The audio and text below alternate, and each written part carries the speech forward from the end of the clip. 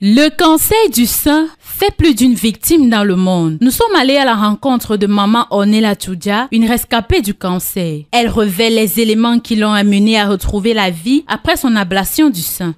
Bon, j'ai été malade longtemps avant et c'est en 2021 que suite à un examen, on a découvert que j'avais un cancer du sein. Le médecin m'a expliqué. Elle a pris environ 1 heure de temps pour m'expliquer ce qu'il fallait faire.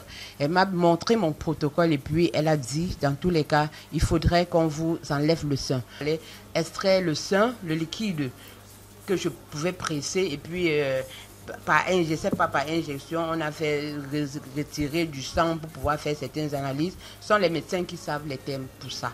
Alors, on a donc dépisté les premiers signes de la tumeur maligne. Au quartier, on dit la chimiothérapie tue. Mais alors, j'ai découvert que la chimiothérapie ne tuait pas puisque je suis devant vous. J'ai fait mes chimiothérapies dans les bonnes conditions. Sauf qu'il y a beaucoup d'effets secondaires de la chimiothérapie. Stigmatisée par sa différence physique, maman Tudja nous explique comment elle a pu faire face au regard de l'inconnu et à l'inquiétude des membres de sa famille. Mon époux, par exemple, était d'accord puisqu'il est cultivé, il a regardé, il a fait des recherches et lui-même a dit, c'est vrai, si on n'enlève pas, il risque d'avoir récidive. Tu dois accepter qu'on le fasse, nous te soutenons. Les autres aussi, membres de la famille, l'ont dit également. Donc, si c'est ça qui pourra te faire guérir, revenir à nous, nous te préférons comme ça, même avec un sein.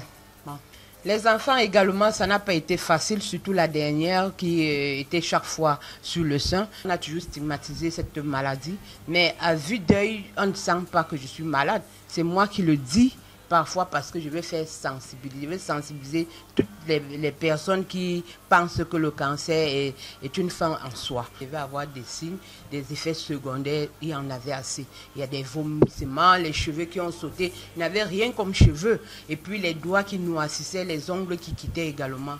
Et autre effet, si je peux appeler ça effet secondaire, je n'avais plus de sein. Ça veut dire que tous les jours, j'ai un peu de stress lorsque je dois m'habiller. Il faut que je regarde. Est-ce que j'ai bien mis la prothèse? Est-ce qu'il faut un miroir pour regarder? Elle est tombée parce que j'étais en train de vouloir prendre quelque chose au sol au milieu de tout un monde. Mais je n'ai pas eu honte de prendre tout mon temps, de remettre ma prothèse. C'était aussi une façon de dire, de donner une leçon à ceux qui m'entouraient. Que là, moi, je n'ai pas demandé à avoir cette maladie, c'est venu et puis je fais avec. Grâce à son vécu, maman Tudja a créé une association pour aider les victimes de ce cancer à travers la réinsertion sociale. Et n'oublie pas de rappeler qu'il est important de se faire dépister, car c'est grâce à ce dépistage précoce que cette maladie a été rapidement neutralisée. L'association est née du fait que quand j'arrive à l'hôpital avec cette situation, quand on a découvert que j'ai le cancer, à l'accueil, je rencontre des femmes qui ont la même situation mais qui sont tellement tristes.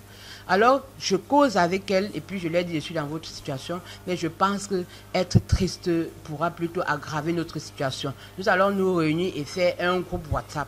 Et là où nous allons échanger chaque fois pour nous déstresser. C'est comme ça qu'avec le temps, je me rends compte que même les médicaments sont excessivement chers et tout. C'est comme ça que je décide de prendre l'initiative de créer une association pour pouvoir soutenir ceux qui sont dans la même situation et puis les réinsérer dans la vie sociale. Aujourd'hui, elle mène une vie normale avec sa famille, notamment son mari et ses enfants. Elle mène ses activités en toute quiétude et encourage les autres femmes à être des leaders. Malgré les visites qu'elle est amenée à faire tous les 3 mois, elle réussit à y faire face grâce au soutien des membres de sa famille.